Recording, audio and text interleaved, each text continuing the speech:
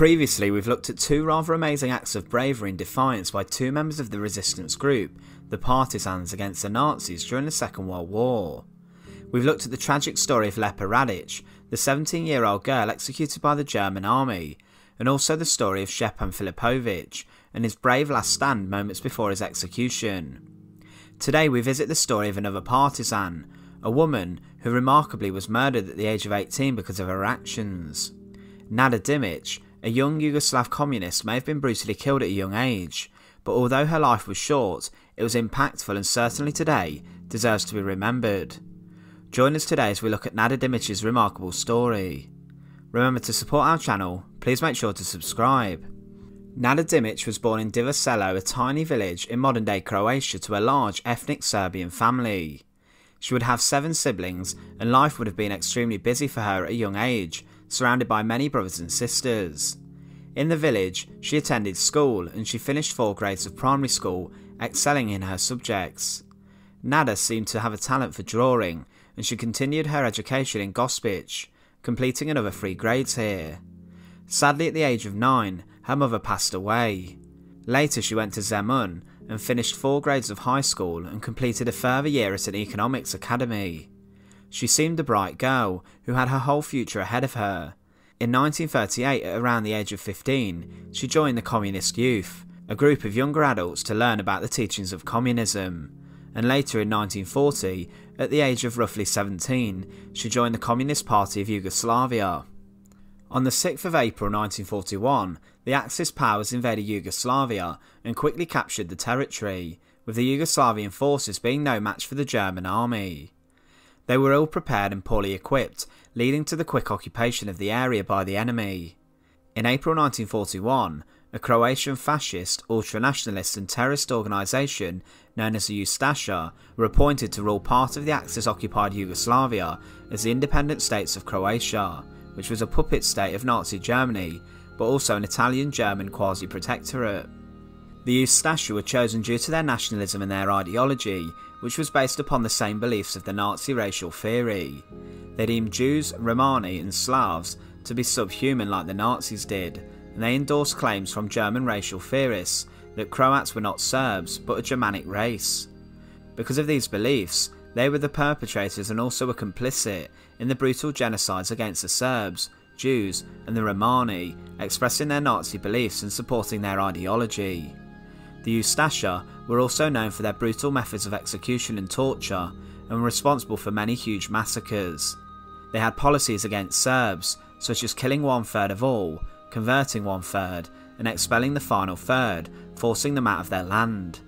The Ustase were a horrific and extremely intimidating group, which would strike fear in the hearts of all those living in Yugoslavian territory which they controlled. Following her joining of the Communist Party, Nada Dimic then began to work as a hairdresser, so the Ustase would not expel her from Yugoslavia for being unemployed. Remember that communism is a direct enemy of Nazism, so to be communist in Yugoslavia at the time was very dangerous, as was joining communist resistance groups. But when the Axis invaded Yugoslavia, Nada would go one further, joining the 1st Sizak Partisan Detachment in June 1941, which would become the first partisan unit in the whole of Croatia. The Partisans were led by Josip Broz Tito and are considered to be Europe's most effective anti-Axis resistance movement.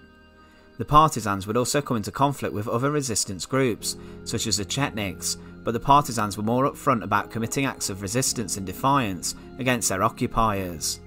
This more paramilitary action would often lead to the Germans issuing grave reprisals, and for every German killed, they would usually execute 100 civilians. Nada would join the Partisan detachment and took part in sabotage operations on the Zagreb-Sisak line and in the Saqqara forest. She would help the propaganda efforts of the 1st Partisan detachment, trying to gain recruits. One issue arose though, as in July 1941, ties between the underground political organisation of the city and the detachment were severed, so Nada was given the task of trying to re-establish connections between the groups. During this task, however, she was arrested by the Ustase agents and was sent to prison in Karlovac. Accounts of torture by the Ustase were extremely barbaric, with some victims being burnt alive, being branded with red-hot irons, or even being beaten severely with hammers, pickaxes, and some poor victims were even blown up with bombs. Nada faced much torture, but she admitted nothing and gave no information about partisan activities. Previously she had been transferred to prison, and during this time she swallowed poison in order to avoid her further interrogation, and this act would surely have killed her, but it really didn't. She was then transferred to hospital in Zagreb, but from here she was miraculously rescued by Zagreb communists. Following this rescue, Nada Dimic was then transferred to liberated territory, and she immediately rejoined the partisan cause, joining another detachment. During this time, Nada was extremely active and bravely carried out all the tasks that were asked of her, and she soon became a member of the district committee of the Karlovac district. She was a loyal and driven young lady, who, let's just remember, is still only a teenager. The Ustase had different ideas for the Karlovac district, and managed to break up the political organisation of the area. Nada would manage to escape the city with her life, but returned soon after to prepare for the rescue of another political ally. Nada was tasked with gathering all the reconnaissance information, and to prepare everything for the platoon of partisans who were going to carry out this rescue operation. This event ultimately failed, as the target was moved to hospital. Nada began to continue to prepare new plans, but working in Karlovac undercover was rather difficult, and she was worried about the looming threat of the Ustase. Her friends suggested that she should move to another area of free territory, but Nada Dimic refused to, saying that she hadn't completed her goals yet.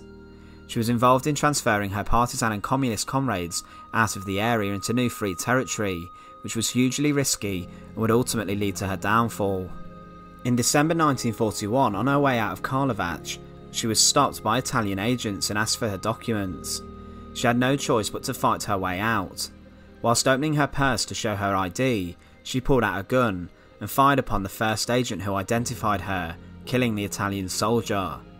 Next, she fired at a second Italian, who ran over to intervene and wounded him, but her next bullet was stuck in the gun, and she was quickly arrested by more of the Italian soldiers who converged on her. The Italians following her arrest interrogated her, and grew frustrated because yet again she refused to give any information on the partisan operations. Therefore, she was handed over to the Ustase. Under the control of the Ustase, Nada was tortured brutally, burning the palms of her hands and the bottoms of her feet. She also had her toenails torn out and her hair was ripped out, but she still remained completely silent.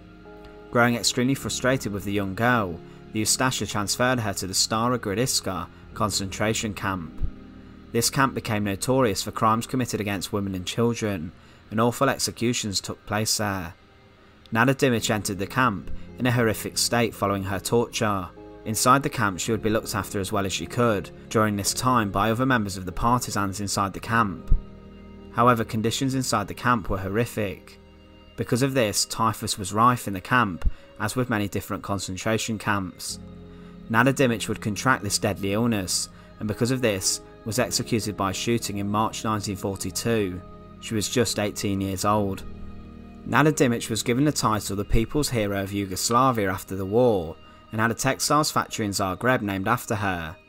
Her actions against the Nazis and the Axis forces would lead eventually to her downfall and her death, but with this story we must remember the remarkable bravery and self-determination of a girl at such a young age. Nada Dimic was a girl who followed her beliefs, tried to combat the awful occupation of Yugoslavia, which led to huge massacres, and took part in important acts of resistance. Her silence when facing interrogation and torture was hugely admirable, but remember that importantly, Nada Dimic was just a young girl, an 18-year-old girl who bravely opposed the Nazis. Once again, thank you for watching. To support our channel, please make sure to subscribe. Once again, thank you for watching.